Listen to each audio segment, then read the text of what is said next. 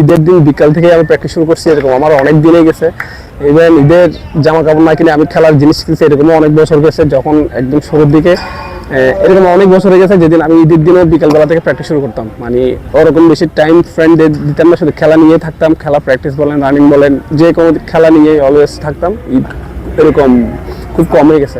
ঈদ আসার আগে ছোটবেলায় যখন বাবা শপিং করে দিত সেই সময়গুলো খুব মনে পড়ে, কারণ এখন আর ওই জিনিসটা কাজ করে না। এখন কাজ করে যে আমি কাউকে শপিং করাই দিতে পারি কিনা, এইটা বেশি আনন্দ লাগে। ঈদের সকালটাই হয়তো আসলে আনন্দ দিয়ে, সকালে উঠেই একটা ছিল যে ঈদে সালামি পাবো, এই একটা আনন্দ। ঈদের নতুন জামা কাপড় পরতে পারবো, এই একটা আনন্দ। তারপর নামাজে যাবো, এটা একটা বড় আনন্দ। সবাই একসাথে, ফ্যামিলির সবসময় তো একসাথে থাকা হয় না।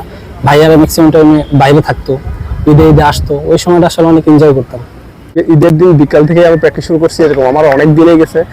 ইভেন ঈদের জামা কাপড় না কিনে আমি খেলার জিনিস কিনছি, এরকমও অনেক বছর গেছে। যখন একদম শুরুর দিকে এরকম অনেক বছর হয়ে গেছে যেদিন আমি ঈদের দিনে বিকালবেলা থেকে প্র্যাকটিস শুরু করতাম। মানে ওরকম বেশি টাইম ফ্রেন্ড দিতাম না, শুধু খেলা নিয়ে থাকতাম। খেলা প্র্যাকটিস বলেন, রানিং বলেন, যে কোনো খেলা নিয়ে অলওয়েজ থাকতাম। ঈদ এরকম খুব কম হয়ে গেছে। এদিন সবার প্রথমে ফজর নামাজের পর, যখন আমার নামাজের আগে আমার প্রত্যেকটা রুটিন থাকে হলো আমি একটু ক্রিকেট খেলি, মানে টেনিস খেলি। এটা আমার খুব ভালো লাগে। আর সবার সাথে একসাথে নামাজ পড়তে যাই, নামাজ পড়ার আনন্দ অনেক রকম। তারপর আসার পর সবার সাথে একসাথে বসে খাওয়া দাওয়া করি, এটা একটা অনেক ভালো লাগার। সালামি ছোটবেলায় ওই তো বাবা ছাড়া তো আমাদের পাশে কেউ ছিল না সবসময়। তো বাবা যেটা সালামি দিত সেটাই খুব ভালো লাগতো আর কি, বাবার কাছ থেকে পাওয়া। এখনো ভালো লাগে। এখন ছোটবেলা সেরকম হয় না, এখন চেষ্টা করি বাবাকেই সালামি দেওয়ার আর কি। যখন নামাজ পড়ে আসি, ভাই আসে, বাবা মা টাকা পয়সা দেয়, ভাই টাকা পয়সা দেয়, খুবই ভালো লাগে সময়টা। আমার ছোটবেলায় একটা মজার কাহিনী আছে।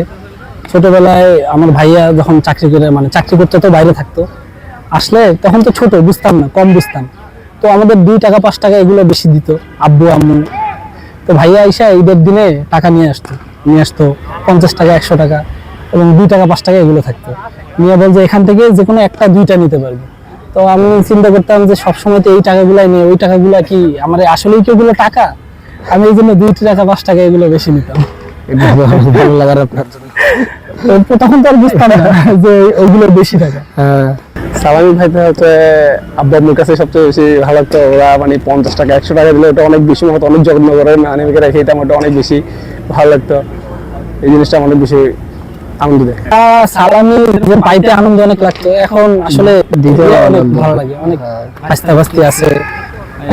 এই কয়টা দিন আসলে খুব ভালো কাটে, কিন্তু মনে হয় না সময়টা খুব তাড়াতাড়ি চলে যায়। হ্যাঁ, ঈদের সময় এখন আমাদের সবারই তাড়াতাড়ি চলে যায়। 2-1 দিনের মধ্যে আবার চলে আসতে হয় খেলার পাশে। হ্যাঁ, এই 3-4 বছর ধরে কিন্তু আমরা ওই সুযোগটা পাইতেছি না যে এরকম বেশি টাইম ধরে আমরা ফ্যামিলির সাথে মনে হচ্ছে একদিনে চলে আসতেছে আবার, এরকম মনে হয়।